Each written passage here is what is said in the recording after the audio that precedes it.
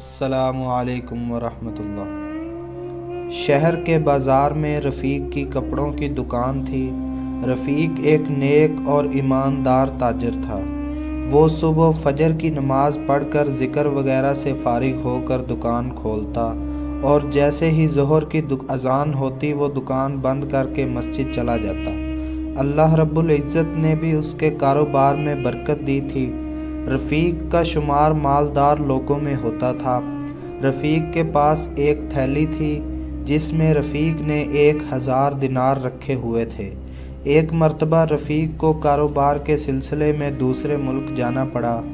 وہ اپنے ایک قریبی ساتھی عامر کے پاس اپنی تھیلی لے کر گیا اور اس سے کہا، عامر بھائی، میں کچھ عرصہ کے لیے دوسرے ملک جا رہا ہوں اور تمہارے پاس اپنی ایک امانت چھوڑ کر جا رہا ہوں۔ امید ہے تم اس کی حفاظت کرو گے۔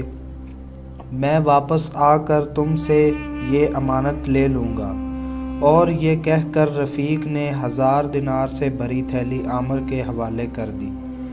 عامر نے وہ تھیلی حفاظت سے اپنے پاس رکھ لی۔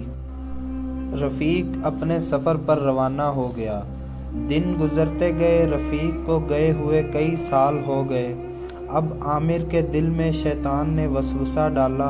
اس نے سوچا، کیوں نہ میں اس تھیلی سے دینار نکال کر درہم ڈال دوں۔ رفیق واپس آ کر پوچھے گا تو میں جھوٹ بول دوں گا کہ تم نے مجھے یہی دیا تھا۔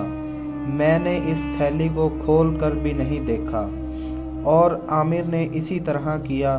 تھیلی سے دینار نکالے اور ان کی جگہ درہم رکھ دیے۔ کچھ عرصے بعد رفیق واپس آ گیا۔ وہ عامر کے گھر گیا، اس سے بہت اچھے طریقے سے ملا اور سکوں سے بھری تھیلی رفیق کے حوالے کر دی۔ رفیق نے گھر آ کر تھیلی کھولی تو وہ یہ دیکھ کر حیران رہ گیا۔ تھیلی میں بجائے دینار کے درہم سے بھری ہوئی تھی۔ رفیق بہت پریشان ہوا۔ وہ بھاگتا ہوا عامر کے پاس گیا اور اسے ساری بات بتائی۔ عامر بہت غصہ ہوا اور کہا کہ ایک تو میں نے تم پر احسان کیا اور تمہارے مال کی حفاظت کی، اور اب تم مجھ پر چوری کا الزام لگاتے ہو۔ بیچارہ رفیق گھر واپس آیا، 2 رکعت نفل نماز پڑھی، اللہ سے دعا مانگی، اے اللہ، میں تو ہر سال اپنے مال کی زکوٰۃ بھی نکالتا ہوں، اور جس مال کی زکوٰۃ نکل جاتی ہے اس کی حفاظت تو فرماتا ہے۔ میرے مال کی حفاظت فرما کر مجھے واپس لوٹا دے۔ اور اللہ کا نام لے کر عدالت پہنچا اور قاضی صاحب کو سارا واقعہ سنایا۔ قاضی صاحب نے عامر کو بلایا اور اس سے پوچھا کہ رفیق نے تمہارے پاس امانت کتنے سال پہلے رکھوائی تھی؟ اس نے کہا 5 سال پہلے۔ اب قاضی صاحب نے کہا تھیلی کھولو، اور سکوں کو باہر نکالا اور عامر سے کہا، تم کہتے ہو یہ سکے رفیق نے تمہارے پاس 5 سال پہلے رکھوائے تھے، جبکہ ان سکوں پر ان کے بننے کی تاریخ 2 سال پہلے کی لکھی ہوئی ہے۔ اس کا مطلب ہے کہ تم جھوٹ بول رہے ہو۔